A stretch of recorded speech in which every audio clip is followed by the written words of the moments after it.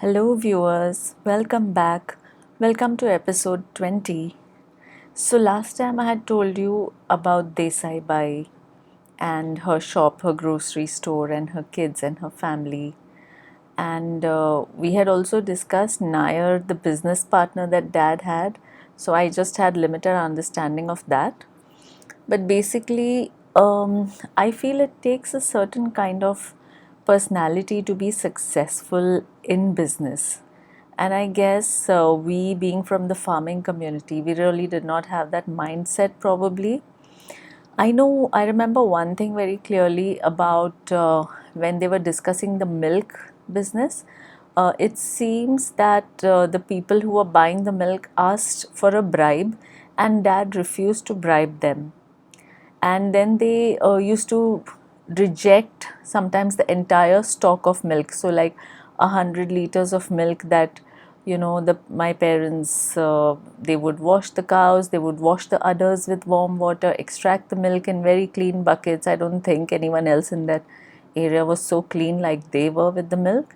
And after all of that, the milk would just be wasted. The guys would just reject the stock. So with these kind of obstacles, and with I don't know, my dad being so innocent and naive, like I think we all are in my family. So I guess Nair was very easily able to outwit my dad or trick my dad, and we never saw a penny of our investment ever. This is what I understand.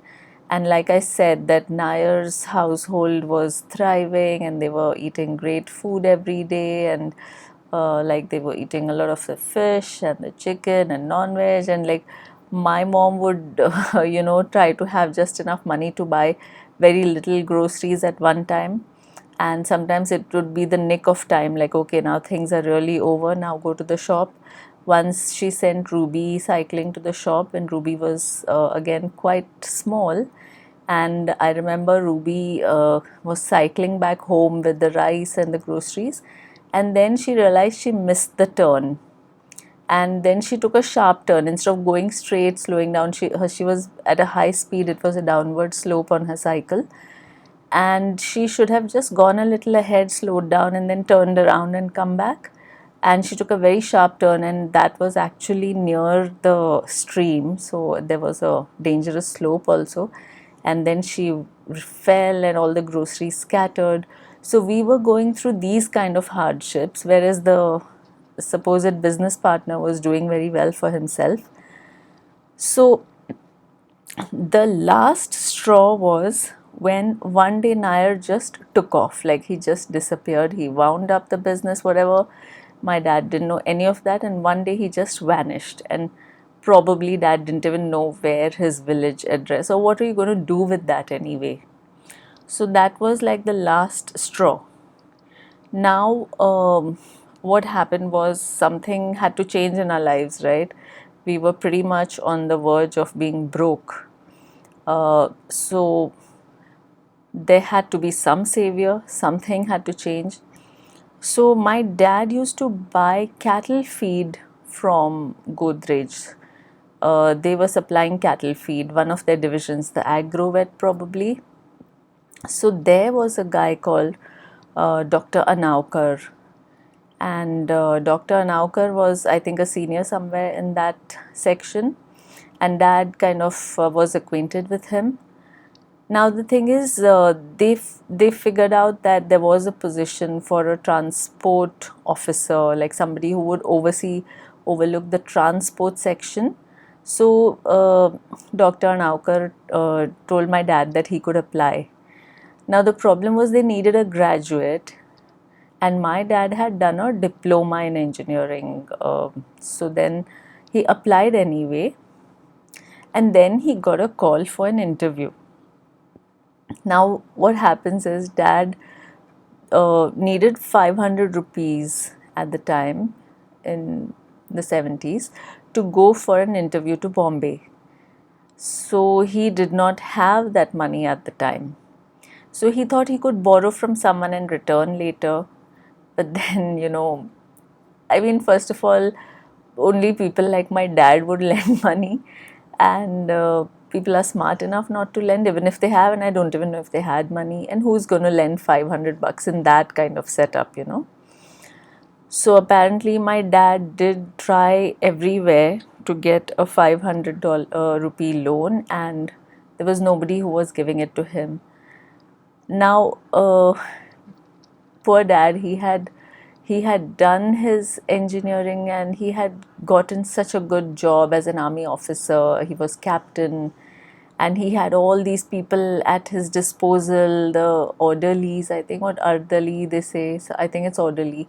He had all these people serving him, and I remember when my mom said that people wouldn't even believe that his salary at the time, in the 60s, uh, 60s, yeah, was 500 rupees. Like, the village people had never heard of it, and they told my Nana ji that you're bluffing, it can't be 500 rupees per month, your son-in-law's salary.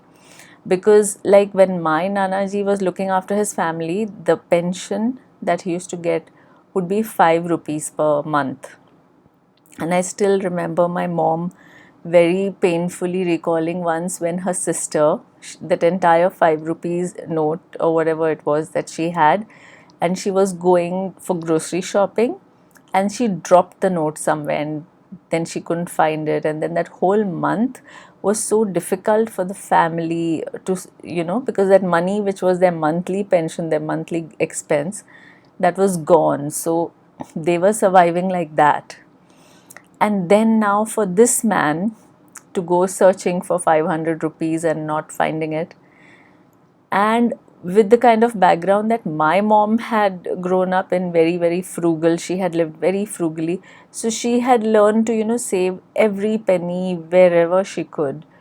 And she had managed to, like, I think she'd been taught that whenever you can, just save, keep money saved, wherever you get some change back or whatever. So I remember she said that, oh, when your dad came back after checking for a loan from everywhere, he looked so defeated and he looked so sad. She's like, then I told him that I have 500 rupees, you can take that and go for your interview. So that was our, gateway to Mumbai. Now Mumbai was on the horizon.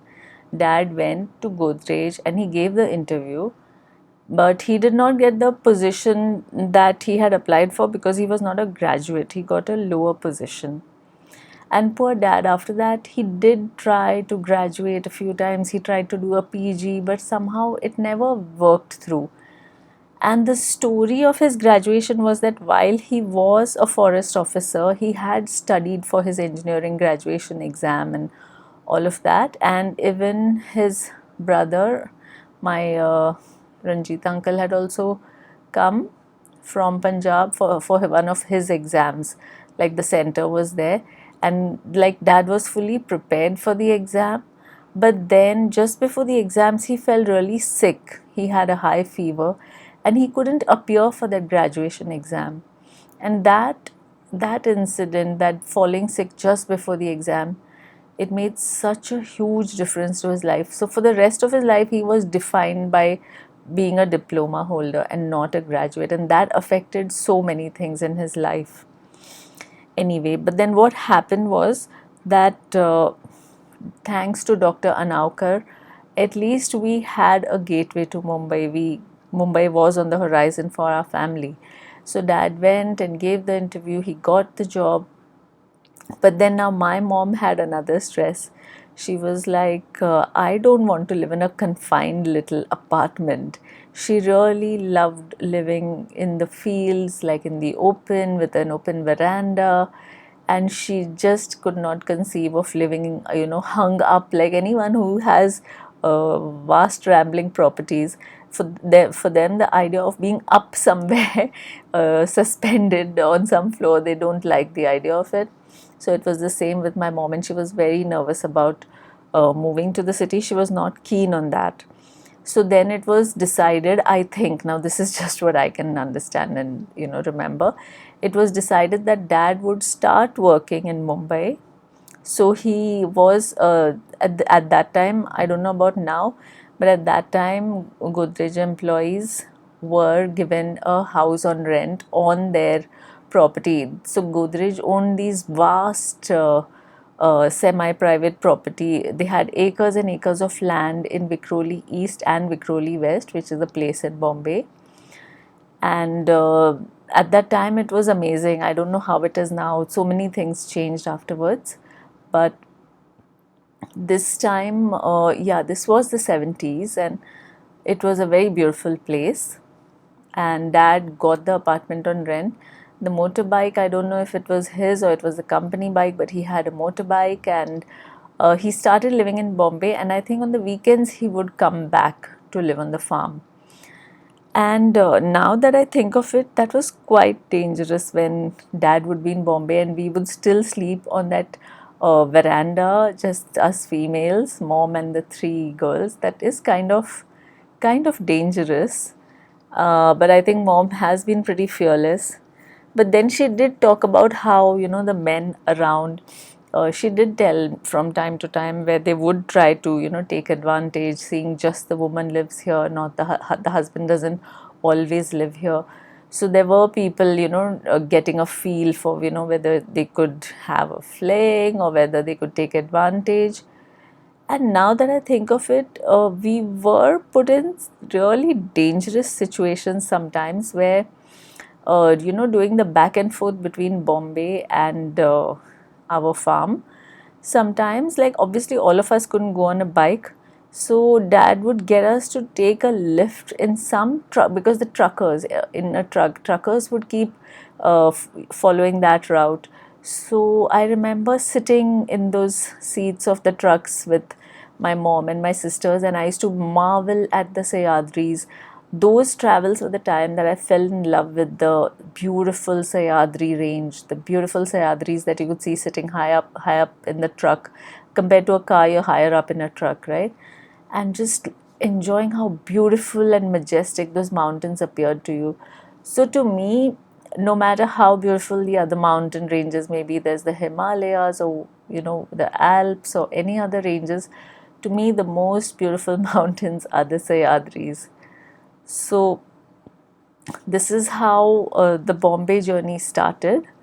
And yeah, once mom recalled kind of feeling really nervous with the truck driver, and she kind of abandoned midway somewhere. She told him at a petrol pump, no, please drop us off, because she started getting really creep vibes. And that is expected. Like, I don't know how we survived unscathed all of those times, but apparently we did. So yes, what we used to do, that happened later, the back and forth between Bombay and our Thane farm. But at this point, dad had gotten a job in Bombay, so the financial stability part of our lives had started. We would see some stability after this in our lives, and I did really like the next phase, the part of living in Bombay, growing up in Vikhroli on the Godrej property. That is one of my favorite parts of my life, and I will talk more about it later in the next episode. Until then, please do subscribe to my channel if you haven't. Please do like my video, give a thumbs up if you like it, and I will see you all in the next episode. Bye, dear viewers. Bye for now.